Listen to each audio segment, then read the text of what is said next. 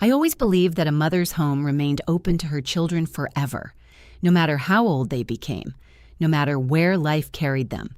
That was how I was raised, and that was how I raised my son. For most of my life, I never imagined there would come a day when I would have to ask permission just to spend time with my own child, but life has a way of teaching lessons you never expect. I'm in my 60s now. I live alone in the same modest house where I spent years building a life, raising a family, and creating memories that still hang on the walls in faded photographs. Every picture tells a story, a birthday, a graduation, a family vacation, and in almost every photograph, my son is smiling beside me. Back then, I thought those moments would last forever. I was wrong. When my son got married, I was genuinely happy for him. I welcomed his wife with an open heart. I wanted her to feel like family. I wanted her to know she had gained another person who cared about her. For a while, everything seemed fine, at least on the surface. Then they moved to Oregon. I remember standing in my driveway the day they left. I waved until their car disappeared from sight. I cried a little afterward, not because I was unhappy, because I was going to miss him. That's what mothers do. We spend years teaching our children to fly. Then we stand there with empty hands when they finally do. At first, we talked often. Weekly phone calls became monthly calls. Monthly calls became quick text messages. Eventually, even those felt rushed. Every conversation seemed shorter than the one before. I told myself not to overthink it. They're busy, I thought. They're building a life. That's normal. Still, something felt different. Something felt distant. One evening, after months had passed, I found myself looking through old family albums. I stopped at a photograph of my son when he was 8 years old. His front tooth was missing, his smile was crooked, and his arm was wrapped tightly around me. I stared at that picture for a long time. Then I picked up my phone. I missed him. It was as simple as that. I wanted to visit. Nothing extravagant. Just a few days together. A chance to see his life in Oregon. A chance to sit across from him at the dinner table and hear him laugh again. So I called. When my son answered, he sounded distracted, but he was polite. We exchanged small talk. Then I finally asked, maybe I could come visit sometime. There was a pause. A strange pause. The kind that makes your stomach tighten. Instead of answering, he said he would need to talk to his wife first. I remember staring out the kitchen window after we hung up. Talk to his wife first. The words echoed in my head. I tried not to take it personally. Marriage requires compromise, I told myself. That's all this is. A few days later, my phone rang. This time it was her, my daughter-in-law. Her voice sounded pleasant enough, but there was something cold beneath it, something I couldn't quite ignore. She talked about schedules, work commitments, limited space, their routine. Everything sounded carefully measured, like she was discussing an appointment instead of family. Then she said something that stopped me cold, something I will never forget. Be glad we let you visit. Silence. For a moment, I genuinely thought I had misunderstood. I couldn't believe what I was hearing. I stood there holding the phone while my heart sank deeper with every second. Be glad we let you visit. Not welcome, not we'd love to have you, not we're excited to see you. Let you visit. As if I were asking strangers for a favor, as if seeing my own son was some privilege I should be grateful for. I hung up shortly afterward. I don't even remember how the conversation ended. I just remember standing alone in my kitchen. The house felt quieter than it ever had before. I looked around at the walls, at the photographs, at the life I had spent decades building, and for the first time I felt like I had somehow become an outsider in my own family. That night, I barely slept. I kept replaying the conversation in my mind. Maybe she didn't mean it that way. Maybe I was being too sensitive. Maybe I was imagining things. But deep down, I knew better. Words matter, especially the ones that reveal what people truly think. And those words had revealed more than she probably intended. Still, I wanted to see my son. I loved him too much to stay away. So I packed a suitcase. I bought a plane ticket. And I convinced myself everything would be fine once I arrived. I thought maybe distance had simply created misunderstandings. Maybe seeing each other face to face would heal whatever had changed. But as I zipped up my suitcase the night before my flight, a strange feeling settled over me, a quiet ache, a warning I couldn't explain, because somewhere deep inside, I already suspected that the hardest part of this story hadn't happened yet. It was waiting for me in Oregon. The flight to Oregon felt longer than it really was. I sat by the window, watching the clouds drift beneath me, trying to quiet the uneasy feeling that had followed me ever since that phone call. Part of me was excited. After all, I was going to see my son. It had been so long. I imagined us drinking coffee together in the morning, talking about life, sharing stories, maybe even laughing the way we used to. I held on to those thoughts the entire trip. They gave me comfort. But the moment I arrived, something felt off. My son greeted me at the airport with a quick hug. Not cold, not rude, just distant, like someone checking off an obligation. I told myself not to read too much into it. People get busy. People change. I repeated those words in my mind like a prayer. When we arrived at their house, my daughter-in-law opened the door. She smiled, but it wasn't the kind of smile that reaches the eyes. It was polite, controlled, the kind of smile people give strangers, not family, not mothers, not someone who had traveled across the country just to spend a few days with them. The guest room was neat and clean. I thanked her sincerely. She nodded, then immediately reminded me where I should keep my luggage so it wouldn't be in the way. I remember standing there for a moment, holding my suitcase, feeling strangely unwelcome, as though I had entered someone else's space and overstayed my welcome before I had even unpacked. The first evening was quiet, painfully quiet. At dinner, I tried making conversation. I asked about work, about friends, about life in Oregon. My son answered politely, but most of his responses were short. My daughter-in-law often interrupted before he could say much, and somehow every conversation seemed to circle back to how busy they were, how much they had going on, how difficult hosting guests could be. Guests. The word lingered in my mind. Guests. I thought to myself, is that what I am now? A guest? Not mom, not family, just a guest. The next morning, I woke up early. Old habits. I've always been an early riser. I quietly made coffee and cleaned my cup afterward. A simple thing, something I've done my entire life. A little later, my daughter-in-law walked into the kitchen. She looked around. Then she sighed. Next time, could you ask before using things? The words weren't shouted. They were calm. That almost made them hurt more. I immediately apologized, even though I wasn't sure what I had done wrong. I couldn't believe how quickly I felt like a child being scolded. The rest of the visit followed the same pattern. Small moments, tiny cuts. Nothing dramatic. Nothing anyone else would notice. But they added up. Every single one. If I offered to help cook, she seemed irritated. If I sat quietly, she asked if something was wrong. If I joined a conversation, she found a way to end it. No matter what I did, it felt wrong. And the hardest part wasn't her. It was my son. Because he saw it. I know he did. There were moments when our eyes met across the room, moments when he clearly understood how uncomfortable I felt, but he never said anything, never once. Not when I was corrected, not when I was dismissed, not when I was made to feel like an inconvenience. Silence. That was his response. Silence from the little boy who used to run to me whenever he was scared. Silence from the child whose tears I wiped away.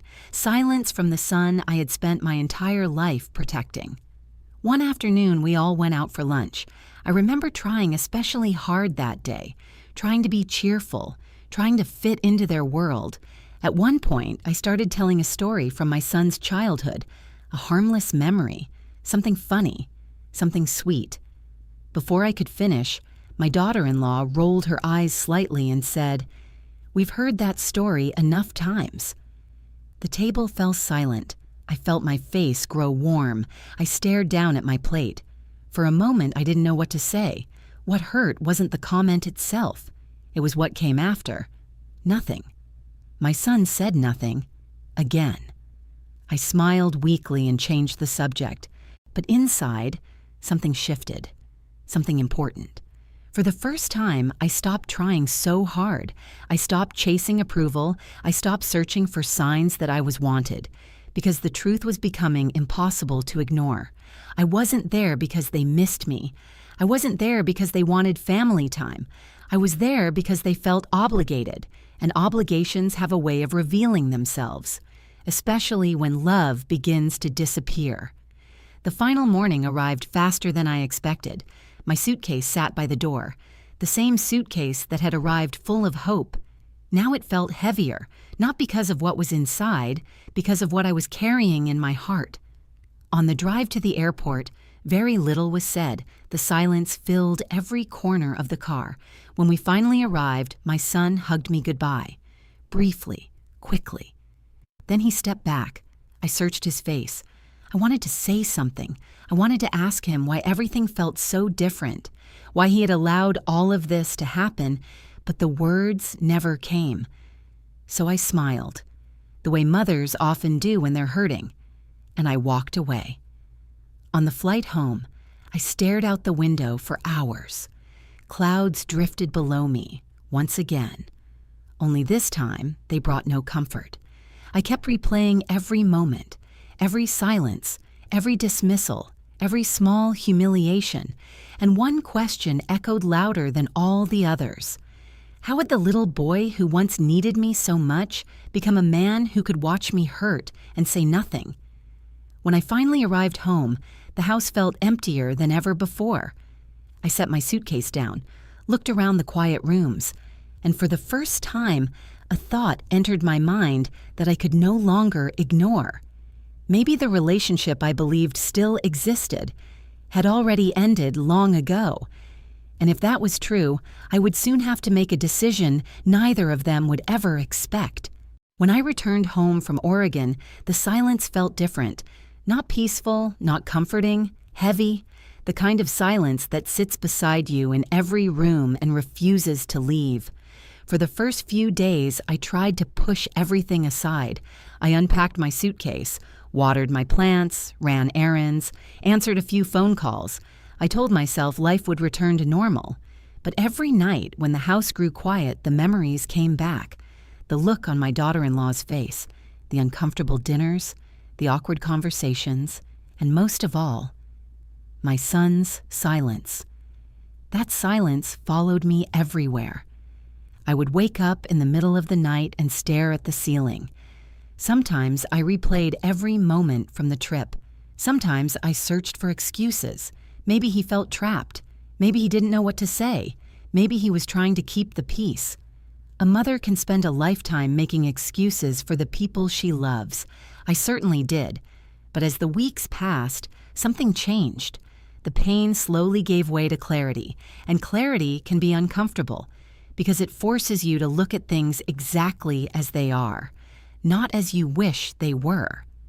One rainy afternoon, I found myself sitting at the kitchen table with an old photo album. Outside, drops of rain slid down the window. Inside, I turned page after page. There was my son on his first day of school. There he was at graduation. There he was smiling beside me at family gatherings. Looking at those photographs hurt, not because the memories were bad, because they were beautiful. And beautiful memories can sometimes make painful truths even harder to accept. I thought to myself, when did I become someone they merely tolerated? When did my presence become a burden? When did love become obligation? I didn't have the answers, but I could no longer ignore the questions. Around that same time, I began organizing some personal documents. Nothing unusual, just the kind of things people my age eventually think about. Insurance papers, property records, financial accounts, my will. I remember pulling the folder from a cabinet and placing it on the table. For years, I hadn't given it much thought. Everything was already arranged, simple, straightforward. The majority of what I owned would eventually go to my son. That had always been the plan. In my mind, it wasn't even a decision. It was simply what mothers did. We build, we save, we sacrifice. Then one day, we pass those blessings on to our children. At least that's what I'd always believed. But as I stared at those papers, a strange feeling settled over me. I realized something I had never allowed myself to say out loud. The inheritance wasn't really about money. It never had been. It was about love. It was about trust. It was about family. The documents represented something much deeper than financial assets. They represented a relationship, a bond, a belief that the people receiving those things genuinely valued the person leaving them behind. And suddenly I wasn't sure that belief still existed. That realization frightened me. For several weeks, I avoided making any decisions. I left the paperwork untouched. Some days, I convinced myself I was overreacting. Other days, I felt completely certain. My emotions moved back and forth like a pendulum, but the more time passed, the more honest I became with myself. The truth wasn't hidden anymore. I could see it clearly. No one had asked how I felt after the trip. No one had called to apologize. No one had acknowledged the distance that had grown between us. In fact, communication became even more limited. A text message here, a brief phone call there. Nothing meaningful, nothing personal. And with every passing month, I began to understand something important. Family isn't defined by inheritance. Inheritance should never be used to buy love. I sat alone one evening with a cup of tea in my hands. The sun was setting outside my window. The room glowed with soft golden light, and for the first time in a very long time, I stopped focusing on what I had lost. Instead, I started thinking about what mattered to me: kindness, respect, dignity, purpose, the values that had guided my entire life. I thought about the local organizations I had supported over the years. I thought about people who struggled quietly, people who appreciated help, people who understood gratitude, and slowly an idea began to form, not out of anger, not out of revenge, but out of self-respect. A surprising calm came over me. For months I had felt powerless, like someone waiting for acceptance, waiting for approval, waiting to be valued. Now, for the first time, I realized I didn't need anyone's permission to honor my own worth. The money I had spent decades saving represented my life's work. Long hours, sacrifices, dreams postponed, years of effort, and I had every right to decide where that legacy would go. The decision wasn't immediate, but once the idea took root, it grew stronger every day. Eventually, I met with an attorney. I updated documents, reviewed plans, made changes, carefully, thoughtfully, without bitterness. When everything was finished, I sat in my car for several minutes before driving home. I expected to feel sadness.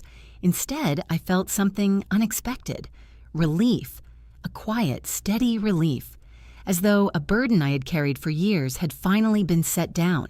For the first time, my future reflected my values rather than my expectations. I wasn't punishing anyone. I wasn't seeking revenge. I was simply accepting reality. And reality, no matter how painful, can sometimes be the beginning of peace.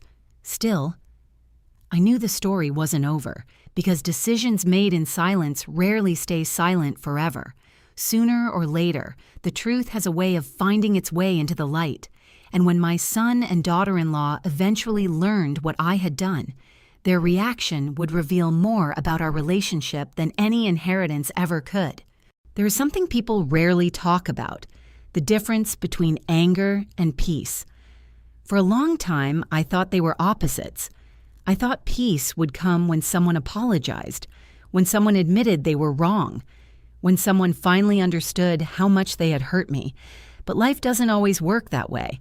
Sometimes peace arrives long before understanding does, and sometimes it arrives alone. Several months passed after I updated my estate plans. Life settled into a quiet routine. I spent more time with friends. I volunteered in my community. I focused on things that brought meaning to my days.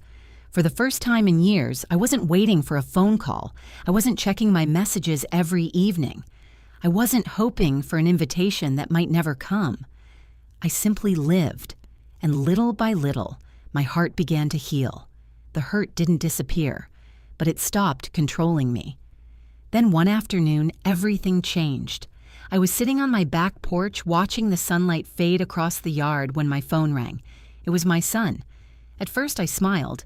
No matter how much pain exists between a mother and her child, part of her heart always responds when his name appears on the screen. I answered immediately. But something felt different. His voice was tense, sharp, almost angry. After a few moments of uncomfortable conversation, he finally asked the question. The question I knew would eventually come. Is it true? I knew exactly what he meant. For a second, neither of us spoke. Then I quietly answered, yes. Silence. Heavy silence. The kind that stretches across hundreds of miles. Then came more questions. Why? When? How could I do something like that? His words came quickly, one after another. Before long, my daughter-in-law joined the call.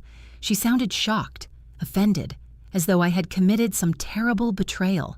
I listened carefully, calmly, patiently, and as they spoke, I realized something that surprised me. Neither of them asked how I had been feeling. Neither asked why I had made the decision. Neither asked what had led me there. They only wanted to know why the inheritance had changed. I sat quietly for a moment. Then, for the first time in a very long time, I spoke honestly. Not angrily, not emotionally, just honestly. I told them about Oregon. I told them about the loneliness, the dismissive comments, the uncomfortable silences, the feeling of being tolerated rather than loved. I told them how deeply those moments had affected me, and most importantly, I told my son about his silence. That silence that had hurt more than any words ever could. My voice trembled slightly as I spoke, not because I was afraid, because the truth is sometimes painful to say out loud. I wasn't asking to be treated like a queen, I told him. I was asking to be treated like your mother. The line went quiet. For the first time, nobody interrupted. Nobody argued. Nobody corrected me. I continued. I explained that the inheritance had never been about money. It had always been about family, about trust, about connection, and over time, that connection had faded. Not because of one argument, not because of one visit, but because of countless small moments that slowly changed our relationship. Moments that were ignored, moments that were never repaired. I couldn't believe I was finally saying everything I had carried inside for so long. It felt like setting down a weight I had been carrying for years. Eventually, my son spoke. His voice sounded different, quieter, less defensive. For a brief moment, I heard something I hadn't heard in a very long time. Regret. Real regret. But by then, this conversation was no longer about inheritance, and it was no longer about blame. It was about truth. The truth that relationships require care. The truth that love cannot survive forever on history alone. The truth that respect matters, even between parents and children, especially between parents and children. After the call ended, I sat alone on the porch for a long time. The sky had turned orange and gold. A soft breeze moved through the trees. And for the first time since that trip to Oregon, I felt completely calm. Not victorious, not satisfied, just calm. Because I finally understood something. Changing my estate plans had never been an act of revenge. Revenge seeks to hurt. What I wanted was healing. What I wanted was dignity. What I wanted was to ensure that my life's work reflected the values I believed in. And that's exactly what I had done. The money I earned through decades of sacrifice would now support causes that mattered to me. It would help people, create opportunities, leave something meaningful behind, a legacy shaped by purpose instead of expectation. As for my son, I still loved him. A mother's love doesn't simply disappear, but love and reality can exist together. I could love him and still acknowledge the truth. I could care about him and still protect my own heart. That realization changed everything. Today, when I look back on this chapter of my life, I no longer focus on the words that hurt me. Be glad we let you visit. Those words once felt like a wound. Now they feel like a turning point because they forced me to see what I had been unwilling to see. And once I saw the truth, I finally found the strength to honor myself. Life taught me a difficult lesson. Family is not measured by what people inherit after you're gone. It's measured by how they treat you while you're still here. And in the end, the greatest thing I chose to leave behind wasn't money. It was self-respect. And that, more than anything else, brought me peace.